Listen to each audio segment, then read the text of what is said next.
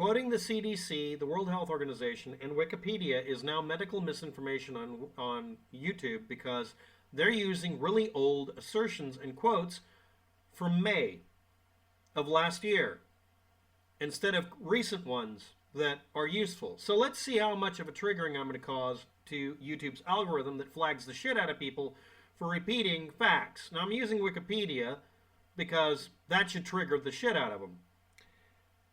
The 1918 influenza, the Spanish flu, had a case fatality rate, a CFR, of 2 to 3%. Sound familiar? The 2009 swine flu had a case fatality rate of 0.01% to 0.03%, making it a lot less lethal. It was a higher risk for harm, permanent injury, that sort of thing, I got this, for people under 50, and also a death rate.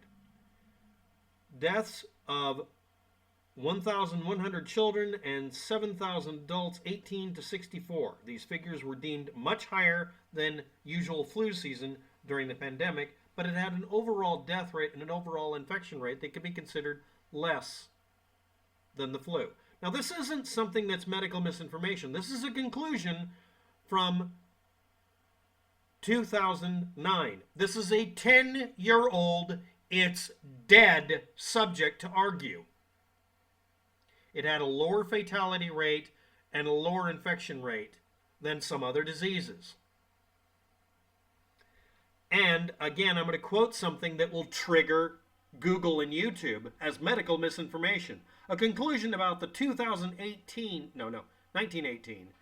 Over 100 years old. We know what happened. We have records for it. Stop fucking arguing with me. Had a 2 to 3% death rate. Okay? The normal flu is less lethal. It's 20 or 30 times more deadly. The swine flu from 1918, 20 or 30 times worse of a death rate than from the annual seasonal flu. Period, full stop. And that's 2 to 3%. Now this is the part that YouTube and Google are flagging. Me stating the following, that COVID-19 is as deadly as the fucking swine flu, or a little bit less. That's medical misinformation. You're saying it's a catastrophe and a fucking pandemic that kills people. Why? All of these diseases have a complex case fatality rate. Do you base it on how many people are infected when about half the people who are infected show no symptoms, they're just carriers? Do you base it on the ones that show symptoms? Do you base it on people who show symptoms that are more than mild? The answer to all of that is yes, you base it on all of them. If you include literally everybody who's infected, this has a very low death rate. If you include only the people who went to a hospital or had to see a doctor at all, it is ridiculously deadly. So everybody can be right and we don't have to use any standards. Fuck you, Google, we can. YouTube and Google don't like it when we say facts because both sides. There's one group of people that wants this to be a giant catastrophe and tell you that it's a giant catastrophe and has a ridiculously high death rate. But even if you quote the one they want, the one from the World Health Organization, specifically what I quoted in one of my videos, you are not permitted to do so because they'll say it's medical misinformation. No, it's because I'm not an authority figure or mainstream media. Even Fox News claiming it's no more dangerous than the normal annual flu is allowed. Yeah, they let them say that, even though that's fucking a lie. It is a lie. It always was a lie. Donald Trump saying that it's fake news that the virus is deadly, even yesterday, is a lie. Him saying we shouldn't test for it so we can remain ignorant is not good. It's bad. I mean, we're doing basic,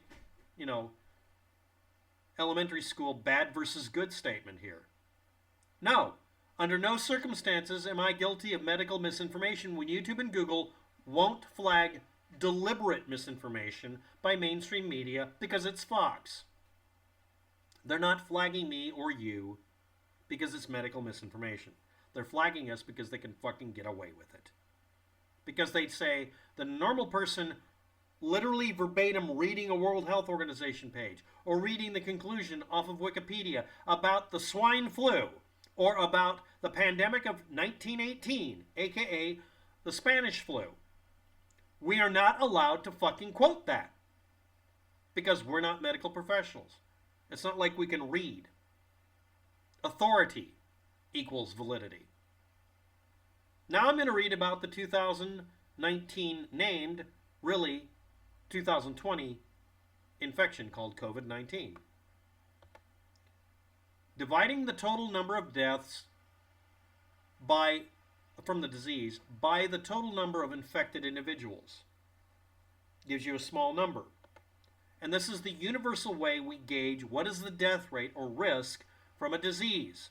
Quoting it verbatim isn't medical misinformation unless it's an unknown thing. At this point, it's not unknown, you stupid bastards at YouTube and Google. It's a known factor. Now we'll discuss these known factors. Caveats. It's a sliding scale. Just like the 2009 flu killed people under 50 slightly more than it should have, we have a weird scale here. Most of the differences in infection fatality rate, IFR, which is also case fatality rate, it has 5 different names, reflected corresponding differences in age, composition of the population, age-specific infection rates. In particular, it's very low for children and younger adults. Example, it's a very tiny number for age 10 to 25. They match or less than total the infection rate and death rate for the flu. You get about the same death rate for 25-year-olds. It's about as bad as the flu. Me saying that, no matter how factual it is, will trigger YouTube and Google's flagging machine. It will trigger people who are angry at me. You're trying to minimize the effect. No. Increases dramatically to 0.4% at age 55 and 1.4% at 65. And it's 4.6% at 75, and at 85, it's a 15% death rate. COVID-19 is an obscenely, terrifyingly deadly goddamn disease.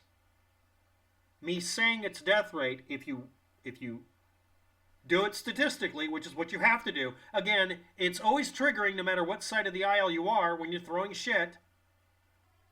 It's a 2% death rate overall. It's the same death rate, or slightly lower, but only slightly, than the Spanish flu of 1918. By the way, it's named that because that's the country that reported on it more. Many countries refused to let anyone report on it. It was censored because they didn't want to discuss it because it was getting in the way of a war effort or some other thing. Spain seemed to be able to report on it freely. Kind of indicative, especially if you're a dick. The gross fatality rate, the infection fatality rate, has a bunch of names.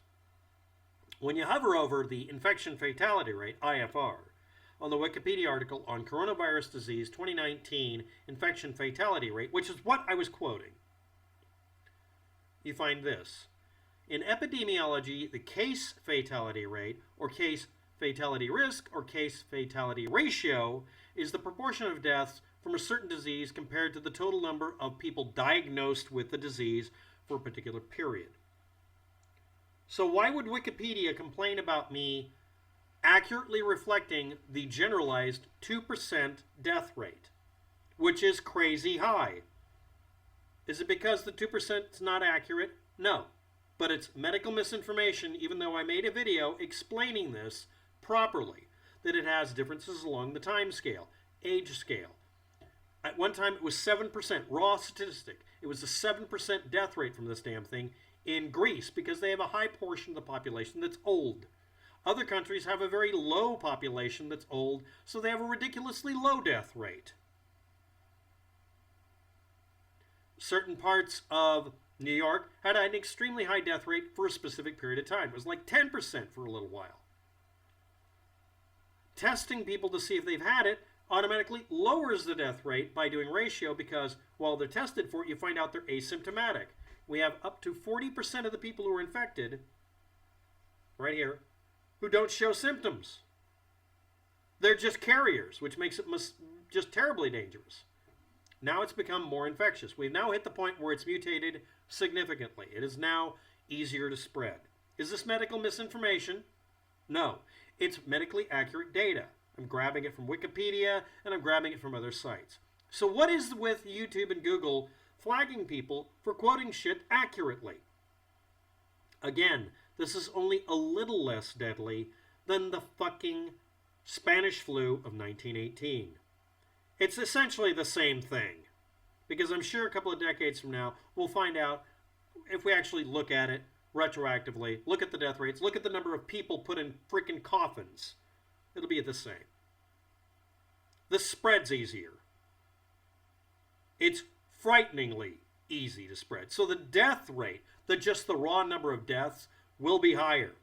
This is a death rate that means in the United States, if everyone gets infected and shows significant medical problems, because you don't gain an immunity naturally from the damn thing. We found that out. No, that's not medically inaccurate data. People have gotten sick for the second time and been much worse off. If you get sick the second time and you're worse off, that means you did not gain an immunity to it. It's not a different virus, because it wasn't at the time. If we have a 2 or 3% death rate in the United States, that's 6 million dead in the United States after it finishes with this country. 6 million dead. Ring a bell? So let's look at the citations Wikipedia used, because I looked them up. They're citing shit from April and May of 2020, when we didn't know what the total case fatality rate was, or infection fatality rate, or the other 15 ways of saying the death rate. The survival rate's 98% or slightly higher, unless you're old, in which case the survival rate's 75% or something stupid like that. It's ridiculously deadly, but let's talk. It's misleading to say COVID-19 survival rate is 98%. USA Today story, May 5th, 2020. My response: fuck you, it is. That's the statistically smoothed out number we're using now. Why is Wikipedia not being cited? Why is this being cited? It's old news, not fake, it's just wrong. They quote it as 98.5%. It isn't. It's lower than that.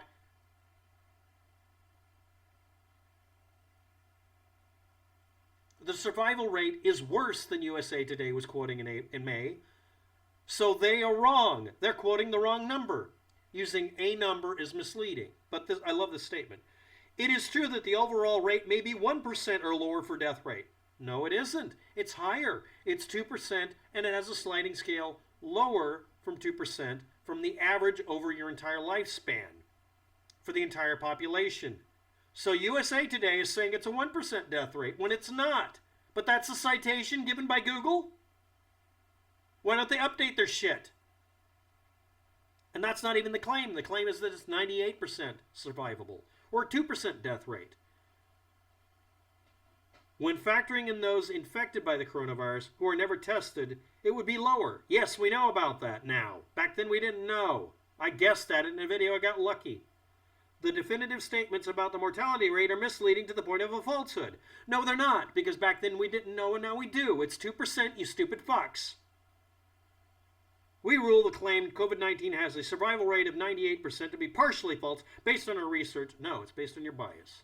Every group of people wants to be higher or lower than a certain number, but the people who are misleading are saying a 2% death rate is acceptable when it fucking isn't.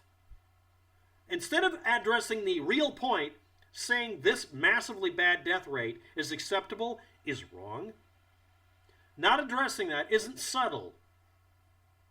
It's an example of pointing out people being cruel and stupid at the same time, willfully. But I get flagged for literally quoting shit accurately as of that day's date. The death rate is 2% from COVID-19, and it's 2 to 3% from the Spanish flu. They're both equally terrible, but this one spreads faster, so we're more fucked. Good day, good luck, goodbye.